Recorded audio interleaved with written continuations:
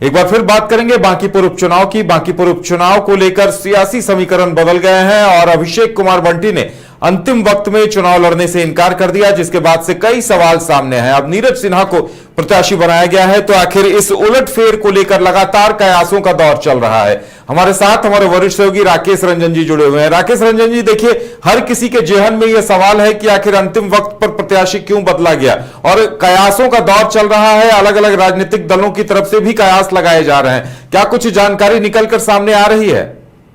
देखिए उदय, जब अभिषेक सिन्हा बंटी ने चुनाव लड़ने से इनकार किया तो सभी चौंक गए और उन्होंने जो है संजय सरावगी जो प्रदेश अध्यक्ष हैं उनको एक पत्र दिया। एक छोटा सा पत्र है जिसमें पारिवारिक कारणों से जो है वो चुनाव लड़ने में उन्होंने असमर्थता जताई।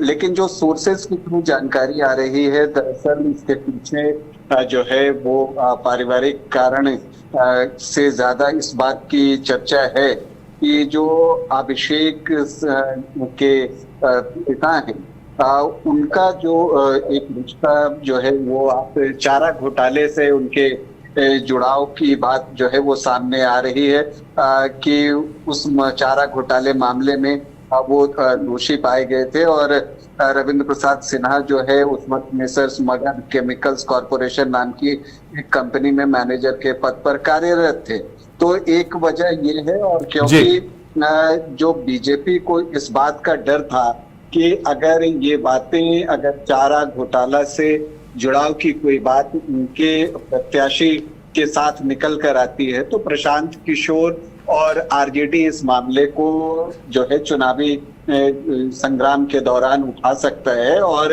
इस बात को ये कह सकते हैं कि देखिए चारा घोटाला के साथ प्रत्याशी का भी जो है एक रिश्ता जोड़ने की कोशिश होती है। तो उस एम्बैरेसमेंट से बचने के लिए ऐसा लगता है कि उनका नाम जो है, उनको कहा गया कि आप नाम वापस लीजिए।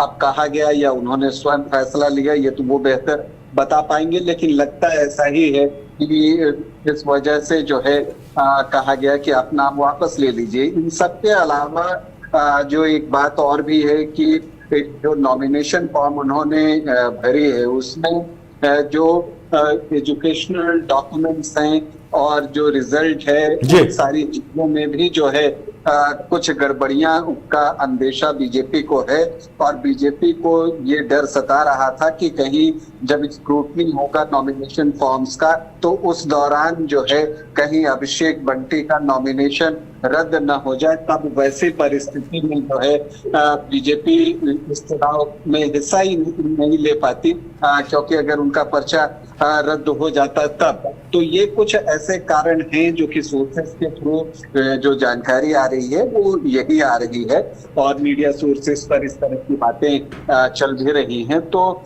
इस वजह से जो है अभिषेक सिन्हा बंटी को जो है नाम वापस लेना पड़ा है।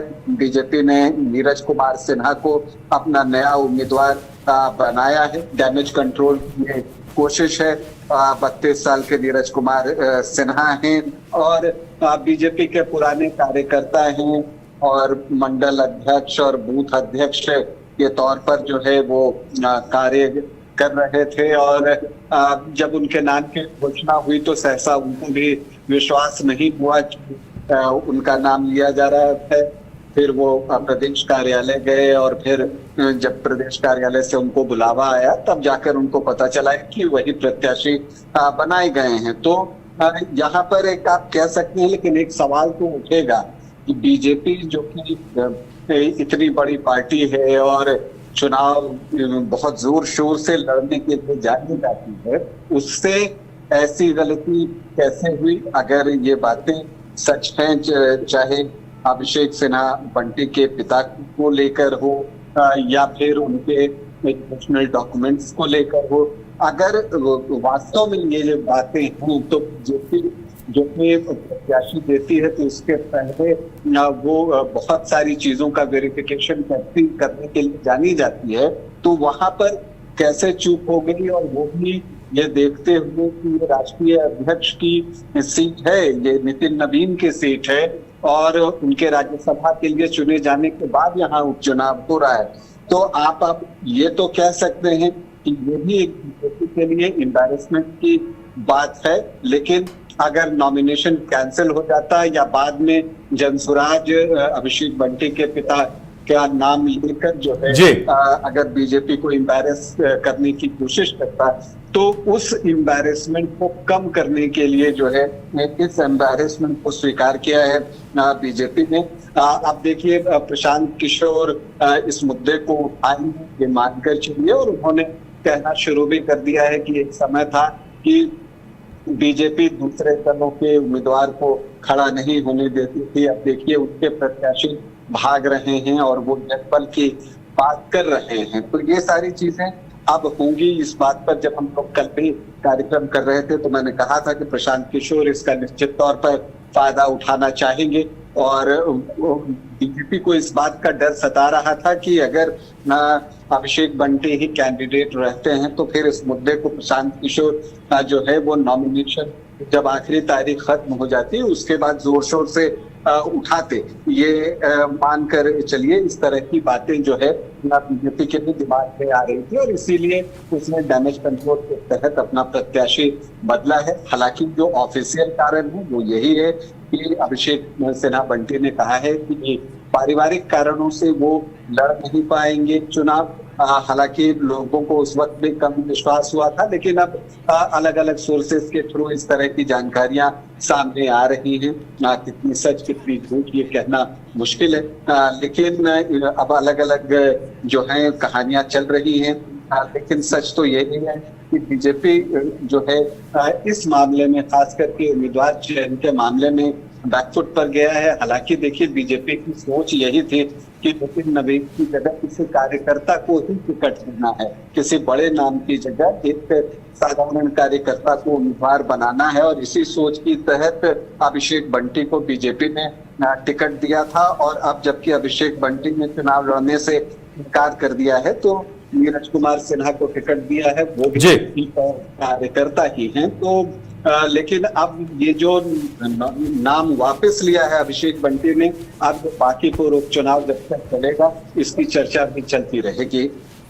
चलिए, हमारे साथ जुड़ने के लिए और तमाम जानकारी देने के लिए आपका बहुत बहुत धन्यवाद। तो कयासों का दौर चल रहा है और 2-3 वजहें सामने आ रही हैं जिनकी वजह से नीरज सिन्हा को टिकट दिया गया है और अभिषेक सिन्हा उर्फ बंटी को चुनाव लड़ने से एक तरह से कहा जा सकता है कि मना किया गया है या उन्हें इस्तीफा देने को कहा गया है।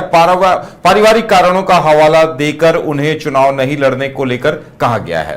घर रहने का मकान भर नहीं, ये खुशियों की तिजोरी है। दरवाजे पर दस्तक देता पड़ोस, खिड़कियों से उमड़ आता आसमां, तारों में उलझी ऐसी ना जाने कितनी दास्तां। कहती हैं चले डायमंड सिटी, एक सफर हम सफर के साथ अपने घर तक। Diamond city, life long bonding, 500 से ज्यादा खुशहाल डायमंड परिवार। जल्दी करें, सिर्फ 200 फ्लैट बाकी। आज ही बुक करें अपना आशियाना।